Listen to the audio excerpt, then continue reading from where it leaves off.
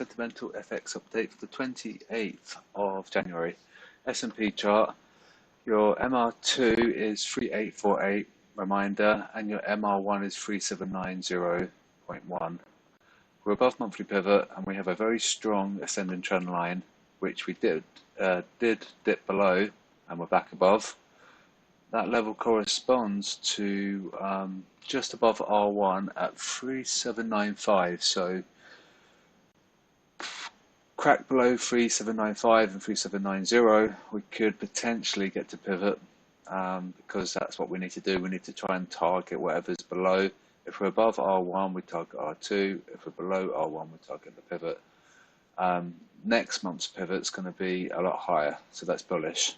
And don't forget, the risk calculation told us that the retail guys sold the indices again, as tempting as it looked when it was falling, but they did, and so up we came. Fundamentally, we were pretty good anyway, and you know, the Fed probably intervened, and they crushed the VIX and stuff like that. They normally do things like this. Look at gold. SLC above is 1880, and 1800 is 1799, but really the round number, yeah, 1800. And we are a sell, so we should be coming down, and we're below monthly pivot as well, so a bit tricky. Should be selling off. AJ 8036, 7898, very wide, and we should be going up according to the high level sentiment. So I think we'll probably get that, and then we might fall. We've got some supply up here. AU, we're getting very close to the stop loss cluster at, it's got slow to respond.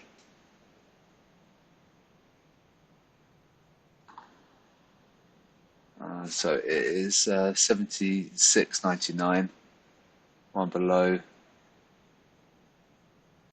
Oh, that's a bit annoying. I think I must have a Windows update or something like that. 75.80 when SLC below, and we should be going up because the high level sentiment, and they're selling over time, so that's why it came up. Broken that diagonal. Hopefully these stop loss clusters are going to load quickly. Yeah, 15794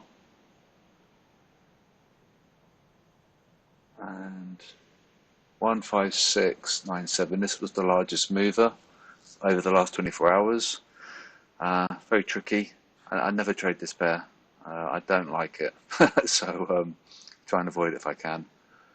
We've got some supply up here, so we know we could possibly technically be falling and take your signal as well. EU, their stop loss clusters at 122, which is predictable and highly typical of the retail guys to do that, right on the dot, more or less. And the SLC below 12049. Monthly pivot is 12150, if you remember. So assuming we hold below, technically bearish on the month. And don't forget, we've got end of month flows tomorrow, so that's something to bear in mind. We'll have new pivots as well next week. GU 13760, 13694. This is helping my EG trade. I re-entered short and made some profits on that. I find it easier to trade that pair than the dollar pairs, to be honest, this week anyway. NU 7250 and below 70.89, above monthly pivot, and we are a buy. EJ 126.9, 126.33, we are a buy, and we're above monthly pivot. It's quite large. It's the largest stop loss cluster, so maybe up here, and then we can fall. Yeah, it is a sentimental buy, and it's looking a bit choppy on the moving average trend. Pound yen, this looks likely 143.31.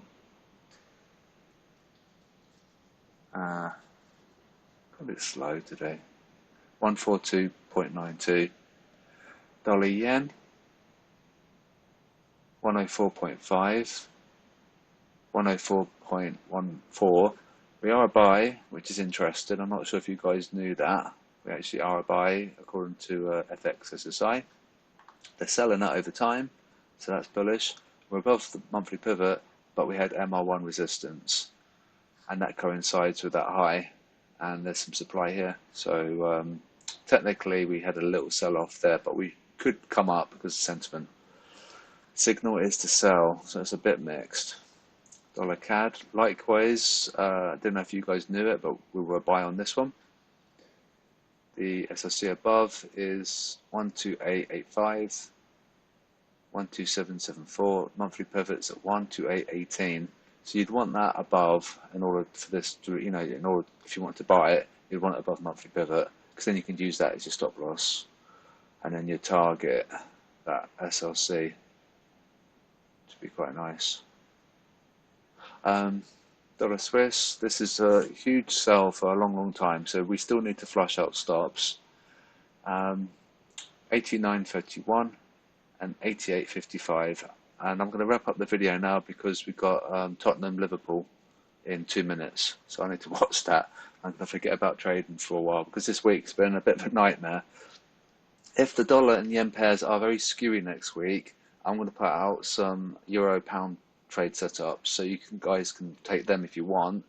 I find it quite a lot easier and more manageable because these risk on, risk off, constant fluctuations this week. It's been like a roller coaster. So if we have a bit of a skewy start to the week, I'll post some trade setups in the technical channel, and then you can follow that if you want, and I'll give you entries and TPs and SLs and stuff like that. So I hope you have a good evening. I'll speak to you guys tomorrow.